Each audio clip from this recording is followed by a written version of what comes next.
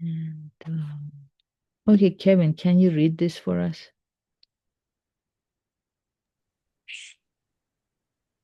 Sure. I, he who saves others will be saved himself. The Lion and the Mouse. The Lion King of the jungle was dozing after a heavy meal. As he stretched out his paw, he seized a tiny mouse. The mouse cried desperately, "Oh, mighty King Lion, please let me go. If you spare me now, I will never forget your kindness. In your moment of need, I'll be sure to repay you." The lion laughed out loud. I don't, I don't believe I'll ever need help from the likes of you. I'm full now, so I'll spare your life. Now go, and roared haughtily. The mouse thanked the lion over and over and left. Moments later, as the lion was roaming the forest, he fell into a large snare. His legs and neck became entangled in the net, and the harder he struggled, the more tightly the rope choked him. Soon he was hardly able to breathe. The mouse, whose life he had just spared, heard what was happening and came running to help. "Oh, great king," he said, "I will save your life." Now, then he gnawed through the ropes and set the lion free. Things are not to be measured by inches, for even a tiny mouse may help a mighty lion. As we live embraced with kindness, there is no knowing when we too may receive a great favor. We ourselves must render kindness at all times and spread compassion over all things. I like that story a lot. Can you tell us which parts you like and your All of it. understanding of it? I mean, Mm. it reminds me of a rhyme or rhymes we would hear in grade school. Back when they taught things like uh, kindness, manners, respect, and being helpful. You know, and it's the for. I laugh at the line. I'll never need the help. So like the help from the likes of you. And, I'm knowing that of course the lion's going to save the mouse is going to save his life, but it came so quickly, you know, and it's just the mouse did what he was said he would do. So, Mm-hmm. and it's true, every kindness I bestow towards somebody, um, it always comes back. It always comes back, you know. When I go out in the world with a lemon face, that's exactly what I get back. But if I go out and smiling and you know, I'll stop and talk to all the old winos and stuff on the bus bench and I'll talk with them. Yeah, they're not going to hurt anything. They're just killing themselves, you know? Mm. And I get that. I understand that real well. And I don't know. It's just easier to be nice. Mm. Sometimes it doesn't seem so easy, but it is. Yeah, so benefiting others benefits ourselves. It softens our own heart and it helps us see the goodness in other people more.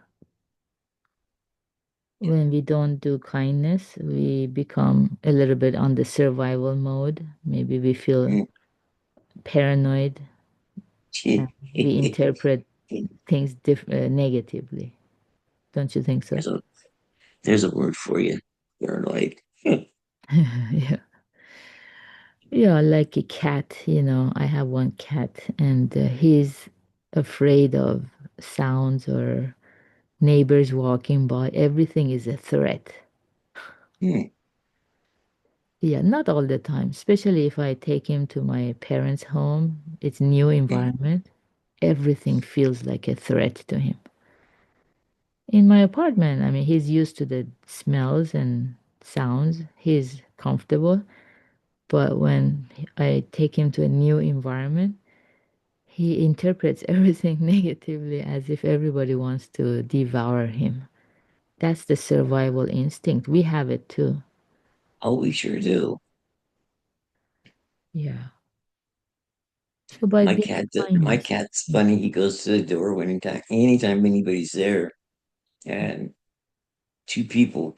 Well, aside from myself, my friend who lives upstairs, he'll play slap paws with him, but that's the extent of it. He'll creep out a little bit into the hallway, and he'll sniff around, look around, and then he runs back in. He wants nothing to do with anything out there. Mm. He gets traumatized. Yeah, he would be. Yeah. Yeah. So that's the power of kindness and the power of saving others, not just saving ourselves. Yeah, if we try to only save ourselves, it's like trying to go to the ocean water and scoop up the ocean water with your two hands. Can you Good do luck. that? The water slips right through your fingers. No matter Hmm. how hard we try, we cannot hold on to the water in the palms of our hands. It slips through it. Mm. That's the nature of this world and impermanence of this world, and that we are kind of a slave to our desires or instinct. That's all we know. We just know how to save ourselves, survival. But when we choose to walk the high road of spirituality, benefiting myself through benefiting others, then we are able to recognize the goodness in others or their Buddha nature. Everybody has potential for Buddhahood, everybody. So we can be an agent of generosity and change instead of living in fear or judgment, thinking that, oh, I will never need help from the likes of you. If you notice, the lion said, I don't believe I'll ever need help from the likes of you. Right. Whenever we use the word believe in Buddhism, it means it's associated with doubt. If he was certain, he Yes. would just say, I'll never need help from the likes of you.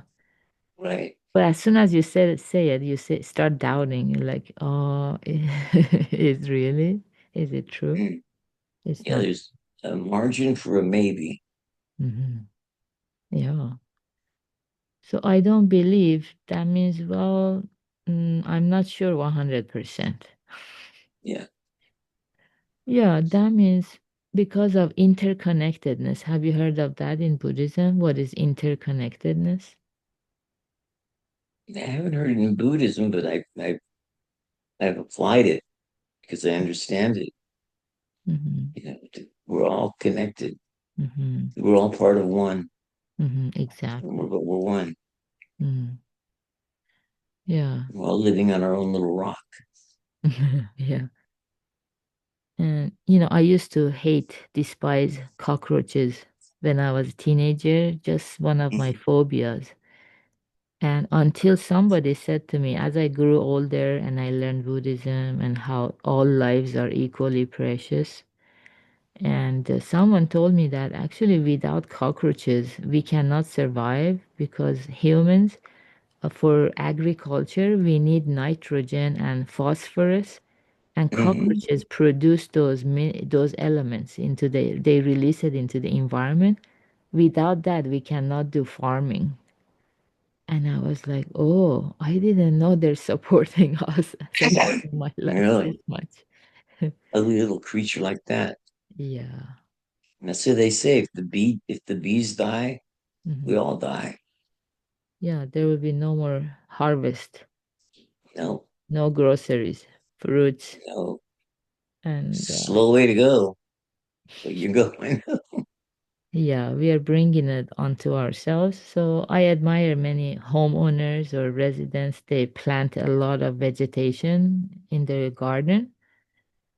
So to attract the bees and provide natural habitat. So we do whatever we can and encourage people around us to do the same. And hopefully it will mitigate it. But ultimately, everything is subject to impermanence, including Mother Earth. Yeah. So we need to aim for nirvana or the pure land where there is no suffering and it's the land of eternity. Yeah. Very good. So thank you for reading, Kevin. Good to have you with us, Stan, and have a wonderful Sunday, everybody. Bye. Bye bye. Bye.